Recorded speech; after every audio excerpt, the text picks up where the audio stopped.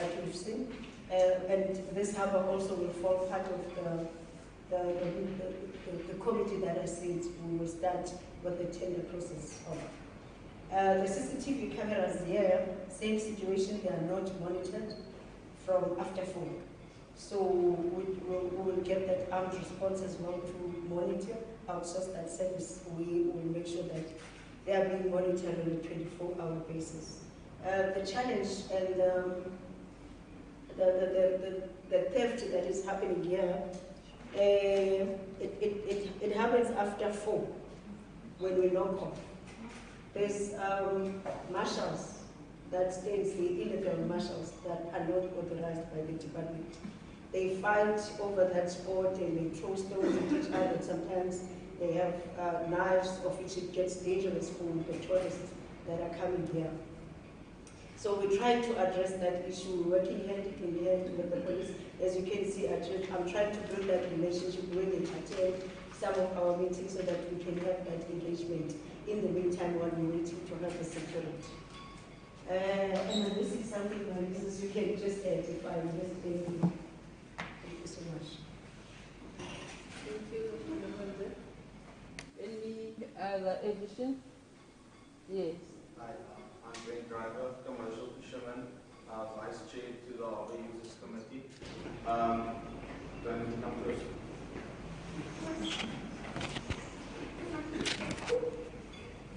Hi, afternoon, Brent Driver, Commercial Fisherman, Vice Chair to the Harbour Users Committee. I just wanted to add that we have no tyres along the quayside when we bring our boats alongside, so we get a lot of damage that way. If we could address some of the maintenance issues, tyres even for the smaller boats, the ski boats as well. And then I don't know if it is right to say that the commercial guys are mooring their boats straight from the department. So there's also maintenance after we were given the spaces at Fisherman's Corner behind the NSRI. There is now maintenance to those jetties because they weren't maintained over years or it hasn't been done in a while. So now we are there, we are happy where we are. To the new harbour master for sorting us out after all these years. But there is a little bit of maintenance that needs to be done on those moorings just to keep it up to scratch. And further than that, thank you everyone.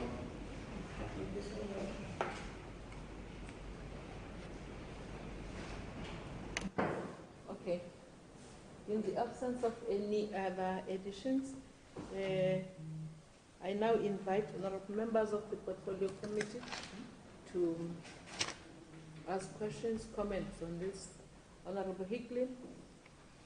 Thank you so much, Chair. Thank you for the presentation, Mr. Kubeka. My first question has to be to Nomonde. The Harbour Master who was relieved of his duty because of corruption, any consequence management that you can put in, be it civil litigation or anything that can be done, is that being looked into at all? Because although he's been relieved of his duty, if corruption did occur, what consequence management can be done, if at all? Mr. Kubeka, I'm going to refer to an incident relating to some parliamentary questions that I raised in May of 2022, to which you responded in writing.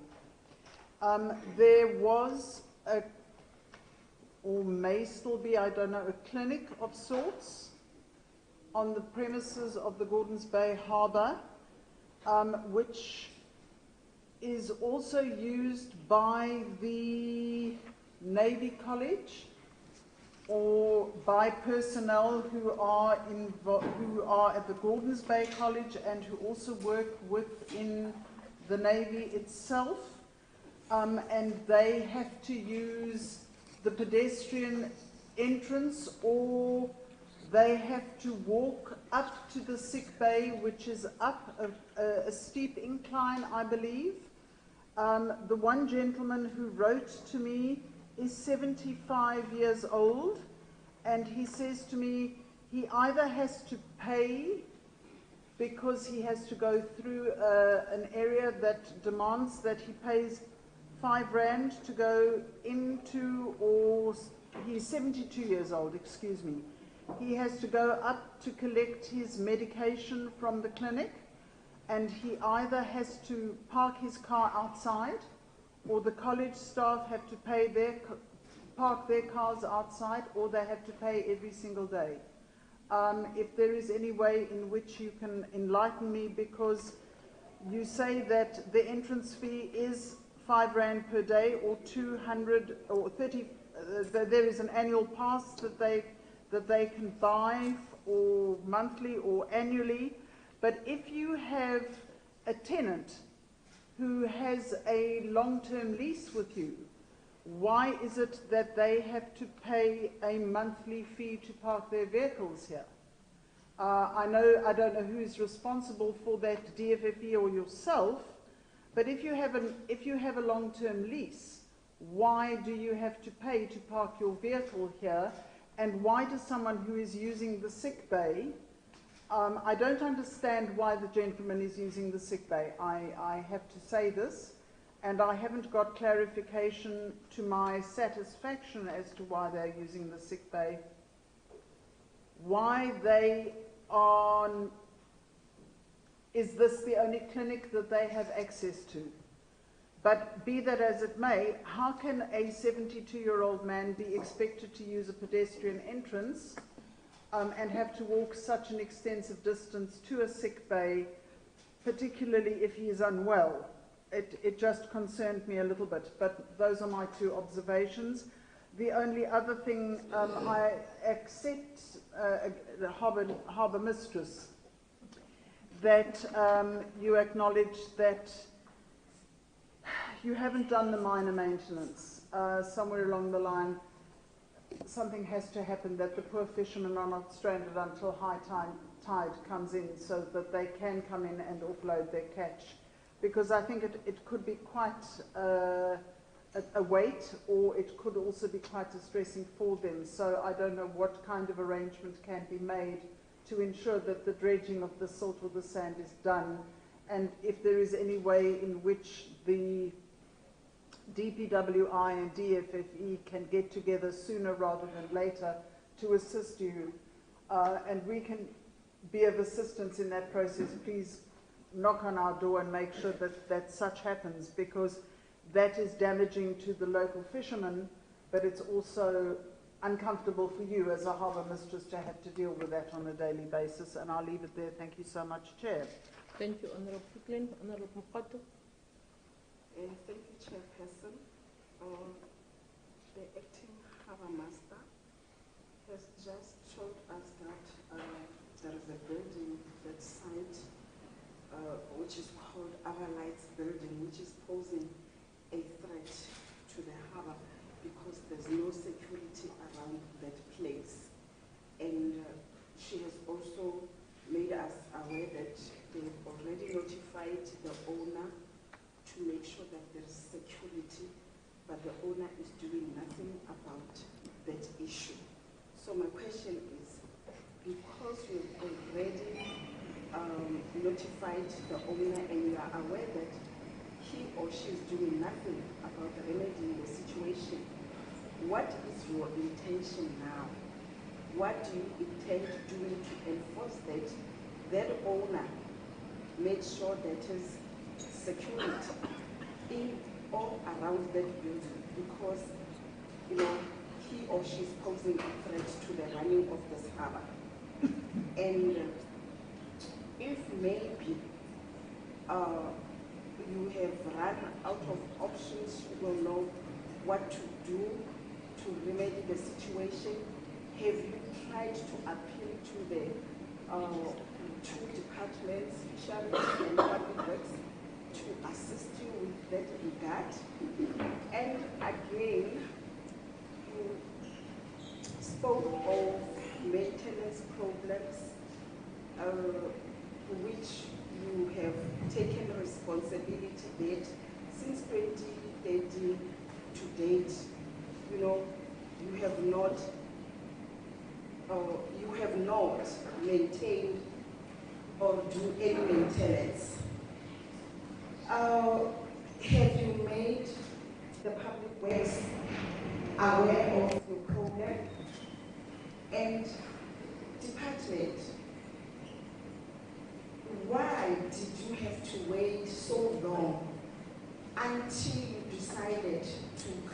here and do oversight.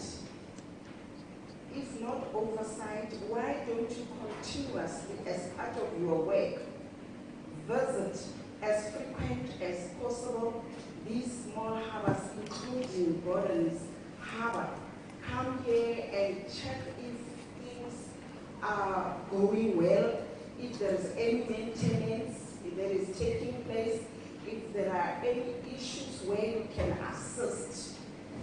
And my advice to you is that if at all you take long, when I speak about long, you take years before you visit these harbours and try to find out what the issues are, I'm going to advise you, going forward, you should make it your duty, to come from time to time to these harbours, try to find out what the challenges are, and assist where possible.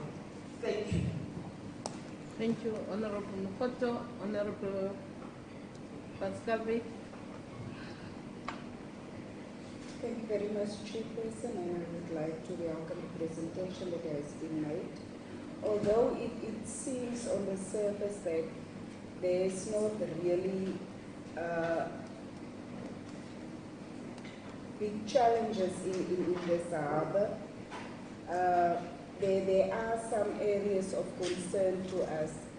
And firstly, I think we need to welcome the initiatives that has been instituted by Ms. Nomonde as the acting harbour master when she started here a few months back. It surely reaping rewards, as we've heard by Mr. Brent that indicated. But Chairperson, we know that the responsibility of public works is to ensure that maintenance happen. But we can't have a situation where day-to-day maintenance and short-term maintenance are neglected, leading to big maintenance that might be of a very high value. So we need to make a recommendation really for institutions, for places across the board, for that they should ensure that we know there are amounts available for short-term maintenance, day-to-day maintenance to take place. So they need to make use of those kind of initiatives really to assist the Department of Public Works.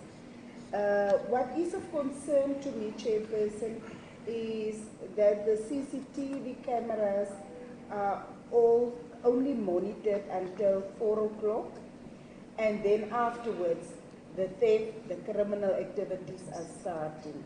So my question would be, what are the plans that are in place or initiatives that you've tried to institute in the short term, leading to the longer term, to remedy this situation? Because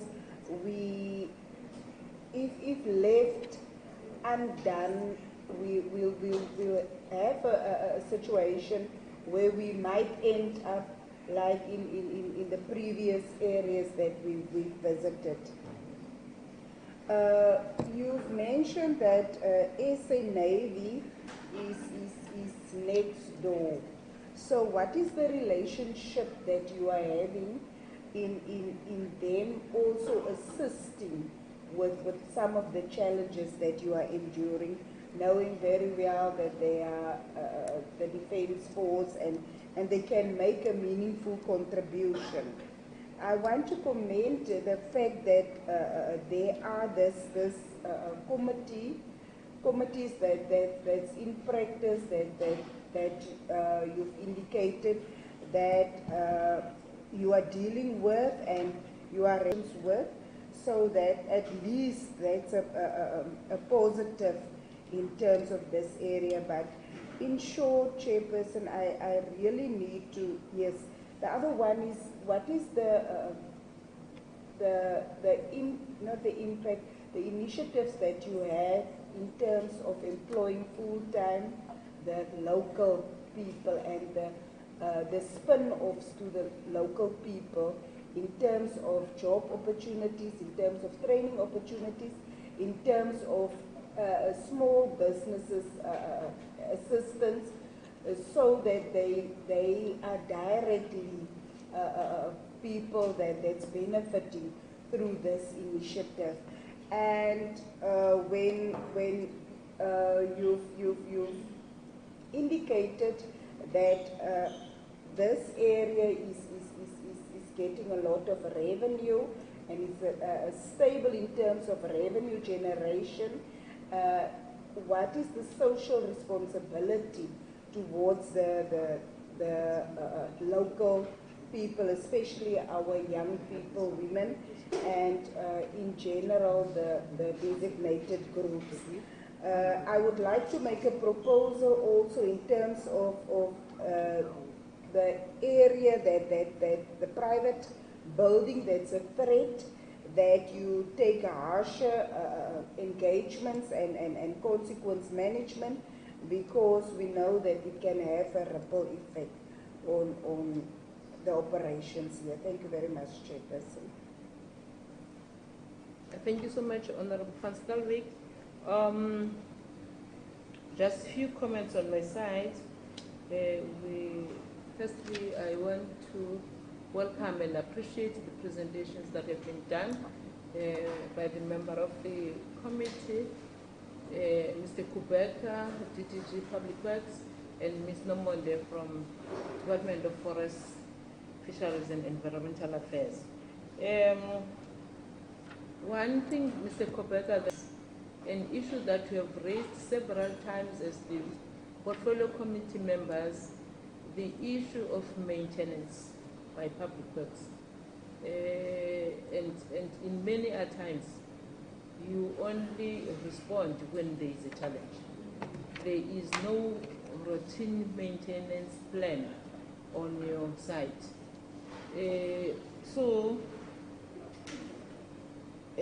What I would like to check now, that we have done the dredging in 2018, do you have any plan that you will do another dredging part-time, what year, other than the small maintenance that is supposed to be done by DFFE? Two, in the few days that we have visited the harbours, we were talking earlier on that we understand now even the lingo, if I may put it, the jetty. One thing that I know is that where there is a quay, there ought to be tires. So that the member of the committee has raised that on the quay side, there are no tires. All the harbours that we have been in, you have shown us a quay and then there are tires on the wall. So it's really puzzling that in this area and in a harbour that is clearly thriving, you did not have such a provision. So what are you going to do with that one? Or is it in your plans? Or is it the first time that you are hearing about it?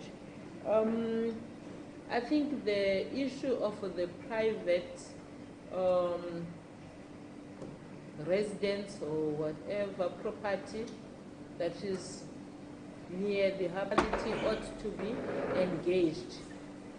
I'm saying the municipality ought to be engaged because I know that municipalities have bylaws.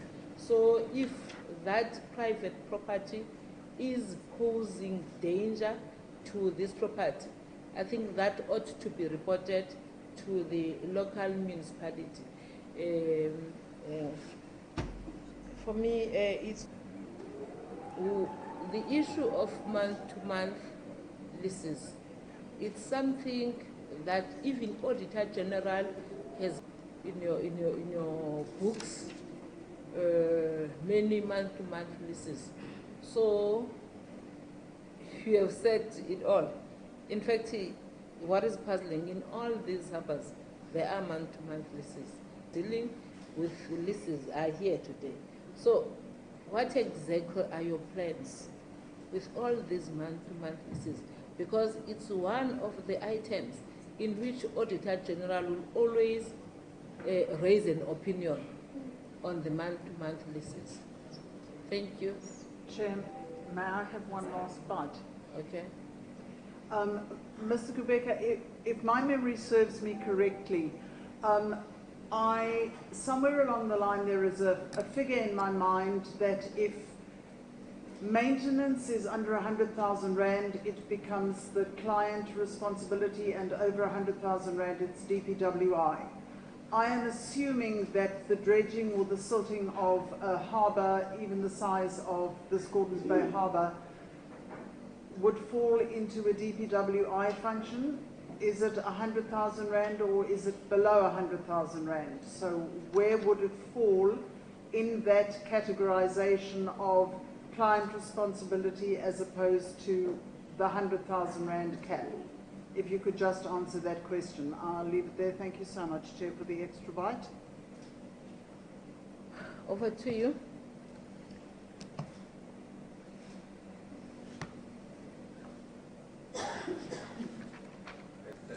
Thanks, honourable members.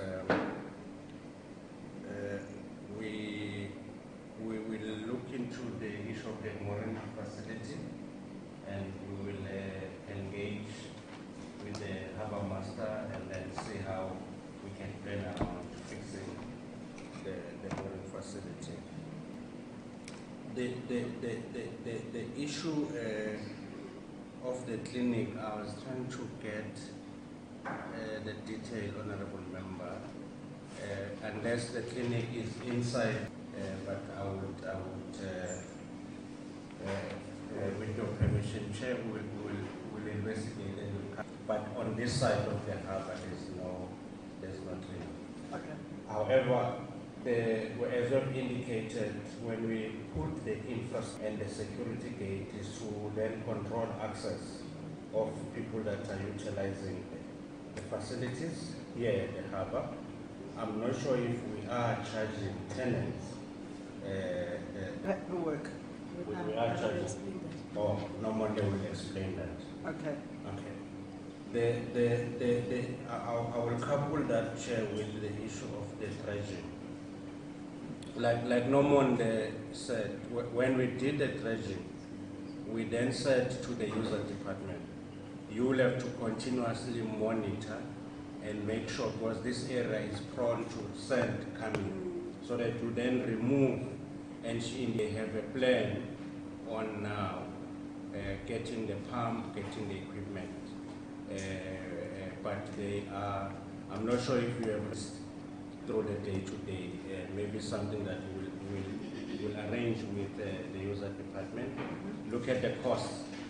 If the cost, like you correctly says, honourable member, anything above the 100,000 is to be with us, but anything below is delegated to the client department. Behind this facility, and that tenant has got an active lease. Right. The challenge was that I think just before COVID, I think the business wasn't doing well. Sure. Then he left the site, paying the rentals that are due. I think the region is now putting terms on making sure that there's security on the area space that he is occupying. I've also addressed the issue that Honourable Francisco raised on the day-to-day maintenance. There's clear guideline of what the user maintain and what we maintain. And anything that is beyond the control of the user, they will have to come back to us. And as part of the service level agreement, then we reach agreement of the payments. Chair, we had planned, and it's unfortunate that DDG for FM was not part of the delegation, but we had planned that we were going to group the harbours so that we put what is known as a total facilities management contract. Because when you scope and take each harbour as a harbour, it's very small for the TFM. But if you group them together, and there was a plan with the Cape Town Regional Office around grouping some of these harbours and making them a sizable scoping or work package so that the TFM should is so that is still in the plan, which we will be implementing. I know that members would want to know when will that plan be implemented. Part of the difficulty, Chairperson,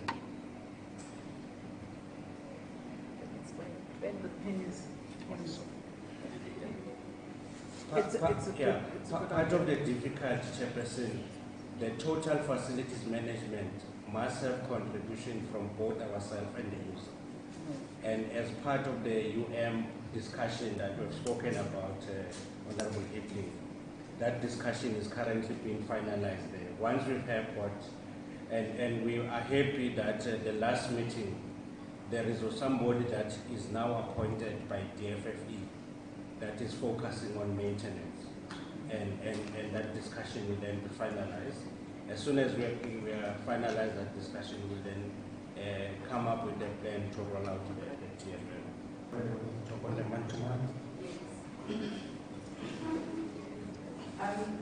Chair and honorable members, I just wanted to put context on the month-to-month leases. That we are dealing with leases that have been running for quite some time, for 25 odd years, some were even longer, I think, when we look at the historical data. And these leases were signed back then at very low rentals. Literally, they're paying nothing vis-a-vis what we are paying the municipality. Since the National Treasury gave the directive, I think it was 2005, but we're still stuck with these leases because we're running for the long term. And now we have to have conversations with the tenants to now start paying market-related rentals. And that is where we're getting some resistance. Some are coming on board and some a bit slagging behind because obviously they've been getting away with paying absolutely nothing for these properties. So that is what we're dealing with. So, and then also that what complicated matters, Honorable Hickley, you remember we used to talk about Circular 135, that we are trying to then standardize how we then deal with the lease of our state-owned properties across the regions and make it uniform because regional offices were doing different things at different times. That then also delayed us a little bit. That has been finalized. We've actually issued now, what do you call the document? Like a methodology of some sort, and now the regional offices have started engaging with the tenants. So in a month or two, we should not be having this conversation about month-to-month leases as well. So that's what we're working on. Thank you very much.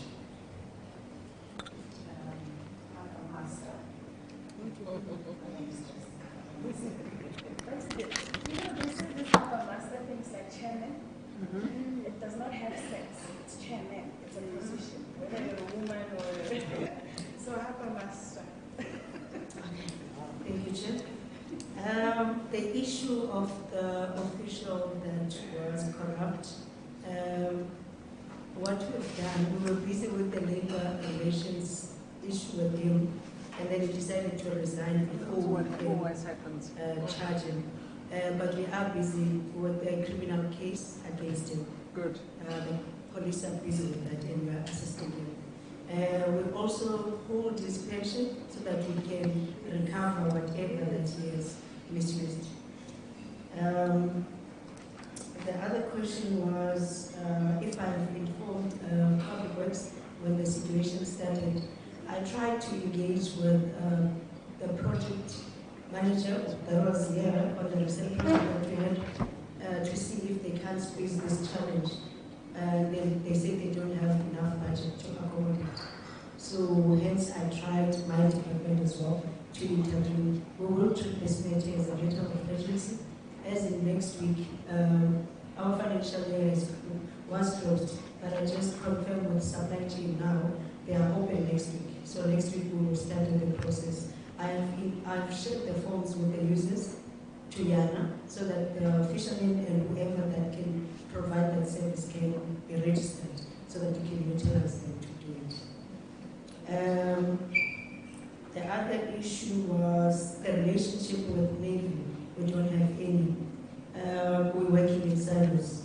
We tried to call them many times to our harbour users meetings. They did pitch on 2 or 3 meetings that we had. After that, there was no excuse for nothing.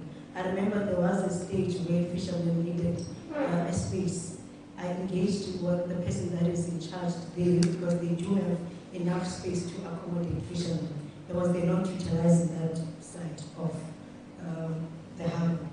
They refused because of the privacy that they want. So hence I'm saying there is no relationship.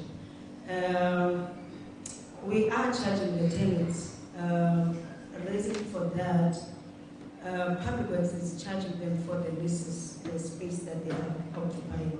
Remember, we need to provide toilet papers, we need to provide HTH, we need to provide so that the slipway runs smoothly. So every tenant, we issue them with a card, and they must pay just 225 for a year.